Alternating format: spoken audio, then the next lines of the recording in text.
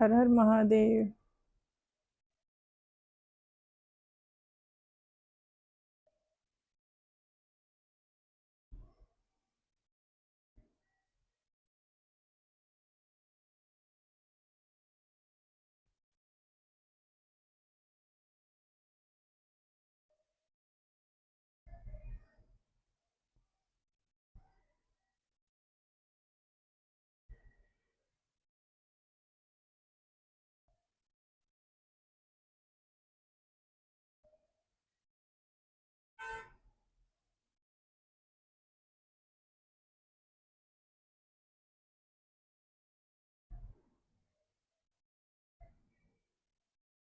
मैंने एक वीडियो में जिक्र किया था फर्श पे रेंगने वाली एंटिटीज जो होती हैं। अच्छा, ये जो डार्क एंटिटीज होती हैं ना, ये कैसे छोड़ी जाती हैं कि आपकी छत पे कबूतर, ठीक है, अब वो खुद मतलब ऐसे ही होता है, क्रिया से ही ज़्यादातर मरते हैं। तो आपकी छत पे गिर जाएगा या कोई रख देगा, एक कॉर्नर में रख दिया, ठीक है, उसकी मुंडी मोड़ी और रख दिया, आपकी बैल्कनी में रख दिया। तो उससे क्या होता है, वो होता है कि आपकी जो धरती है ना और आसमान का, ठीक है, उससे प्रॉपर मतलब उसे जोड़ना होता है इन्हें। तो जो डार्क एंटिटीज, वो जो नीचे लेटने वाली होती हैं ना, जो रेंगने वाली होती हैं, वो कभी भी चलती नहीं है, वो रेंगती हैं। ये आपको जरा सा छू के ना आपके पैरों में इतना दर्द कर देंगी, आपको बुखार चढ़ा देंगी, और आपके पैरों पे ही ज्यादातर ना ये वार करेंगे।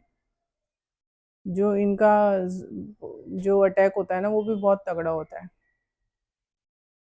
अगर आपने अगर आपने आप उन्हें देख नहीं सकते, ठीक है, लेकिन अगर आपने देख ली है तो उसका आप कुछ कर नहीं सकते,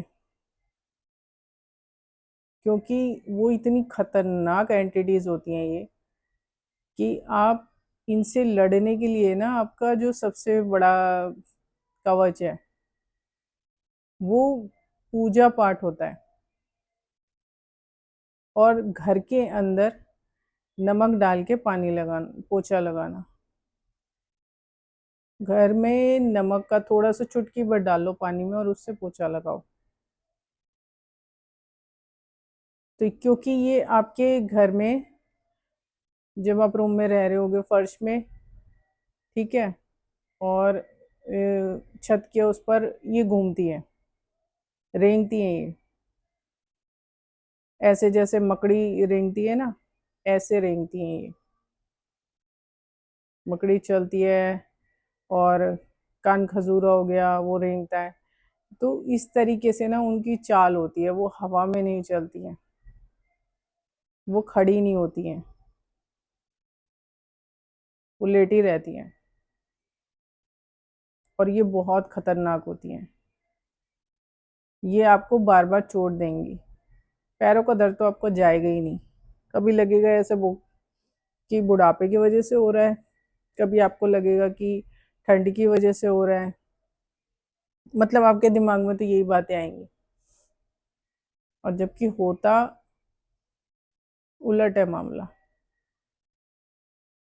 और जो कोई भी ये करता है ना, तो वो इन चीज़ों के जरिए, जो वो चीज़ उसे दी जाती हैं खाने के तौर पर, कबूतर हो गया, कोई और चीज़ हो गई, ठीक है, ज़्यादातर कबूतर ही डाल देते हैं क्योंकि वो आसानी से मिल जाते हैं लोगों को। तो उनका उनकी बलि दे के छोड़ देते हैं। फिर वो डार्क एंटिटी खाती है कि उस घर में रहने वाले को परेशान करे। इनसे आप तभी लड़ सकते हो जब आपके पास गुरु की दी हुई कोई शक्ति हो, अगर आपको इनसे लड़ना है। नहीं तो आप नहीं लड़ सकते इनसे। इनसे लड़ना इतना आसान नहीं है।